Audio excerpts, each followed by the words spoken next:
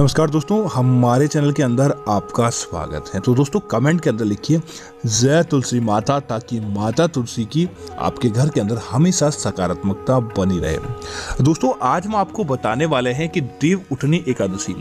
जिसे तुलसी विवाह की एकादशी भी माना जाता है, और इस एकादशी की यह मान्यता है कि जो कोई भक्त सच्चे मन से इस दिन तुलसी जी की सेवा, तुलसी का विवाह या तुलसी से जुड़े उपाय कर लेता है, तो दोस्तों निश्चित तौर पर उस घर के अंदर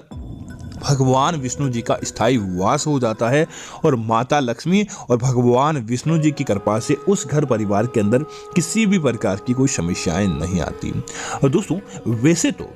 एकादशी के दिन तुलसी के पत्ते तोड़ना भी सबसे बड़ा पाप माना जाता है, और एकादशी के दिन तुलसी के पत्ते व्यर्थ में आपको नहीं तोड़ने चाहिए। लेकिन दोस्तों यह उपाय तुलसी के पत्तों के बिना संभव ही नहीं होता। तो आप इस उपाय हेतु क्या करें, या तो आपको तुलसी के पत्ते पहले से ही टूटे हुए मिल जाते हैं तो सबसे पहले तो आप वह काम में लें, अन्यथा इस उपाय हेतु ओम विष्णु विशंभे नमामि मम कार्यम पूर्तिम कुरुम स्वाहा, इस मंत्र का जाप करने के बाद आप तुलसी के 5 पत्ते तोड़ लें। और दोस्तों 5 पत्ते तोड़ने के बाद सबसे पहला यही काम करें कि आप उन तुलसी के पत्तों को गंगा जल या फिर स्वर्ण पानी की सहायता से आप उनका अभिषेक करें, अर्थात कि उन्हें स्नान करवाएं। और उसके बाद दोस्तों प्रत्येक पत्ते पर एक एक लाल टीका आपको जरूर लगा देना चाहिए, क्योंकि दोस्तों देव उठनी एकादशी के दिन तुलसी के अंदर बहुत ज्यादा पावर होता है और तुलसी की ही एकादशी से माना जाता है। अब आप क्या करें, इन तुलसी के पत्तों को दोस्तों आपको रात को सोते समय इस एकादशी के दिन अपने घर के अंदर कुछ ऐसे स्थान का चयन करें जहां पर सबसे ज्यादा नकारात्मकता हो या फिर जहां पर आपको सबसे ज्यादा जरूरत हो, वहां पर आपको इन तुलसी के पत्तों को रखना है। दोस्तों सबसे पहले तो भगवान विष्णु और माता लक्ष्मी की कृपा पाने के लिए इस तुलसी के पत्ते को आप अपने घर के पूजा घर के अंदर ही स्थान दें, क्योंकि पूजा घर के अंदर यह तुलसी का पत्ता होने से माता लक्ष्मी और भगवान विष्णु एकादशी के दिन आपके घर के अंदर वास बना लेते हैं और आपको सुख समृद्धि देते हैं।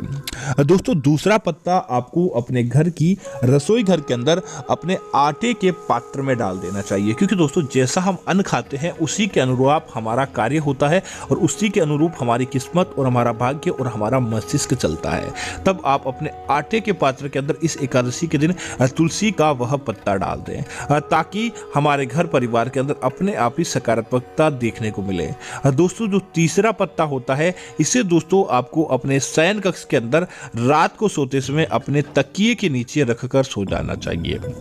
जिससे दोस्तों आपको भाग्य उन्नति होगी है। आपके अंदर, आपके बेडरूम के अंदर, आपके खुद के अंदर कोई विशेष प्रकार का कोई नकारात्मक विचार चल रहा हो, किसी प्रकार की कोई नकारात्मकता चलती हो, तो दोस्तों वो उसको बल नहीं मिलता है, बल्कि वह वहीं पर जलकर समाप्त हो जाती है। और दोस्तों दूसरी बड़ी चीज यह होती है कि आपके घर परिवार के अंदर अपने आप ही खुशियां देखने को मिल जाती है। जो दोस्तों चौथा पत्ता होता है, इसे दोस्तों आप अपने घर की अलमारी या अपने घर की तिजोरी, अपने घर का धन रखने का स्थान या आप अपने बटुए या पर्स के अंदर भी इसे रख सकते हैं, या फिर आप व्यापार करते हैं तो अपने दुकान के गल्ले में रखें, जिससे जब तक यह तुलसी का पत्ता आपके इस स्थान पर होता है वहां पर दोस्तों अपने आप ही धन का आगमन होता है और धन आपके घर के अंदर बढ़ता जाता है। दोस्तों जो 5वां पत्ता होता है, इस पत्ते को दोस्तों आपको सभी को बारीक बारीक तोड़कर प्रसाद के रूप में जल के साथ मिलाकर भगवान विष्णु को भी वह चरणामृत अर्पित करें, और उसके बाद उस जल को जितना ज़्यादा आपके परिवार के सदस्य होते हैं उनके मध्य बांट लें